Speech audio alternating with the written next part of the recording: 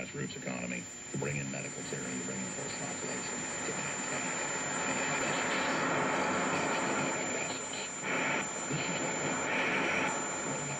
a tax system. And it's really being done out of desperation. But they could grab victory from the jaws of defeat if we don't speak out, and if we don't go out and investigate, and if we don't go out and see things for ourselves. But what you have witnessed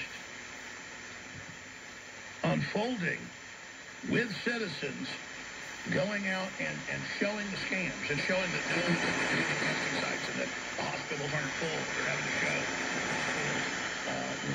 in Italy and places that were, is them trying to create as much hysteria and wearing masks and says they're doing COVID-19 testing on you. With this government and these groups' histories of secret testing, including lethal testing, there are criminal groups hiding within the national security apparatus.